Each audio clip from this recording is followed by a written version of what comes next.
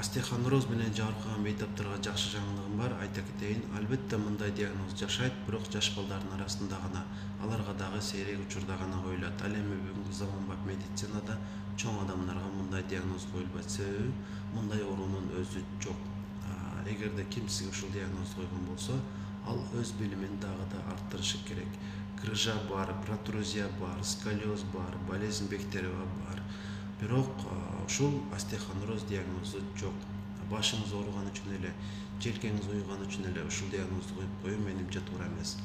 Анан дагы ишенбей аткан болсоңуз дагы фактыны келтире кетейин. Остеохондроз болсоңуз сөөктөрүңүз жана алар бириккен муундар ооруш керек эле. Ал эми сиздин желкеңиз уюп атат жана бул адашуу. Өзүңүз ойлоп көрүң, көзүңүз кычышкан үчүн мурунга, тишиңиз ооруган үчүн тилге диагноз коюу кандай болуп калмак? Ошо катары булчуңдарыңыз уюган үчүн, ал жерлерде кан айлануу начар болгон үчүн муундарга диагноз коюп коюу кандай болот? Албетте жашыбыз улгайган сайын бардык органдарыбызда бир аздан өзгөрүү болот. Омурткаларыбыздын ийкемдүүлүгү азаят. Ошол ийкемдүүлүктүн азайбашы үчүн кандайдыр бир аракеттерге барсаңыздар болот. Мен сиздерге азыр бир канча сунуштарды айтып өтөйүн. Сиздердин омурткаларыңыздардын бекемдигин сактоо максатында эки түрдүү витаминди сунуштайм. Биринчиси бул витамин Д, экинчиси магний. Экөөсүнүн албетте биздин организмге тийгизген зор пайдалары бар. Алардын ичинен эң маанилүүсү кальцийди организмге жакшыраак сиңирип берүү.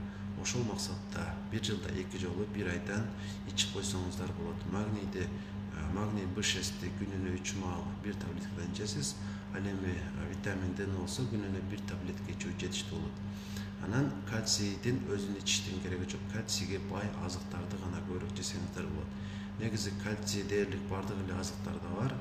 Мен сиздерге өзгөчө 3 азыкты сунуштап өтөм. Бул биринчиси сыр, голландский, итальянский боло берет.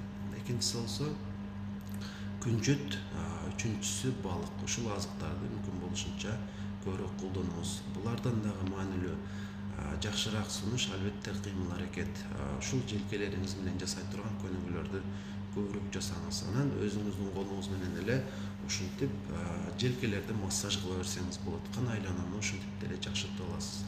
Кечкурун уктаганы жатканда балычты төмөнүрөөк кылып жаздык деп айталы, катуураак жерге жаткан аракет кылыңыздар. Ошондо сиздин омурткаларыңыз ийкемдүү боюнча калат жана сизге 100 жыл бою жакшы кызмат кылып берет. Маалымат сиз үчүн кызыктуу болгон болсо, албетте колдоп коштоп коюңуздар.